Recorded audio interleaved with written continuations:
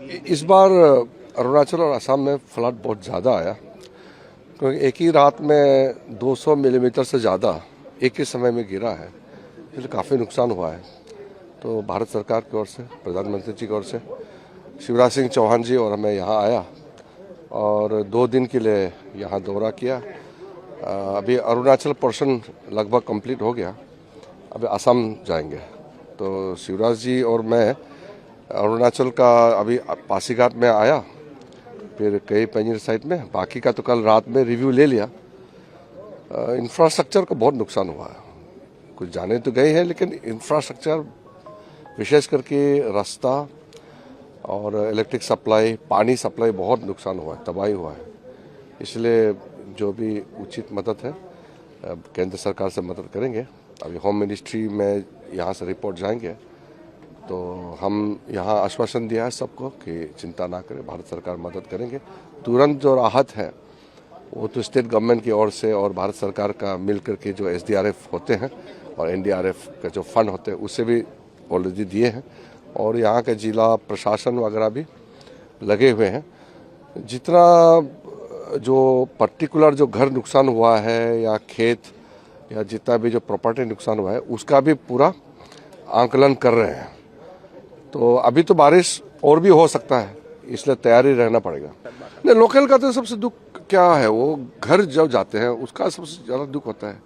अगर कोई इंसान का जान गए तो वो तो अलग ही लेवल का नुकसान होता है, लेकिन जिसका घर डूब गया, पानी अगर नहीं मिल रहा है, रास्ता कट गया, तो इसमें तो डेली जो लाइफ में ज़रूरत चीज़ है वो मिलता नहीं।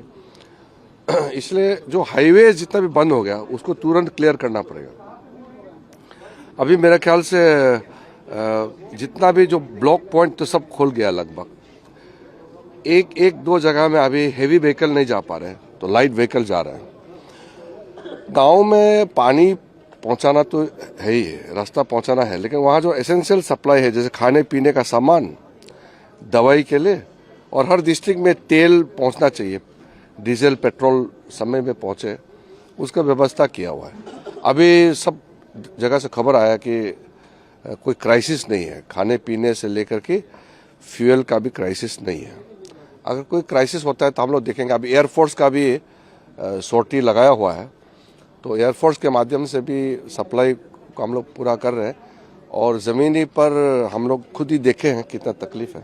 केंद्र सरकार की तरफ से रिलीफ फंड या रिलीफ ऑलरेडी कुछ रिलीफ फंड पहले दे के रखा हुआ है जो इमरजेंसी के लिए, और जो लॉन्ग टर्म रिलीफ के लिए अभी हम लोग इंटर मिनिस्ट्रियल रिपोर्ट जो है वो सौंपेंगे। फिर होम मिनिस्टर का चेयरमैनशिप में एक नेशनल कमेटी होते हैं, कमेटी में अप्रूव करते हैं। वो प्राइम मिनिस्टर साहब ने ऑलरेडी फंड्स एलोकेट किया हुआ है।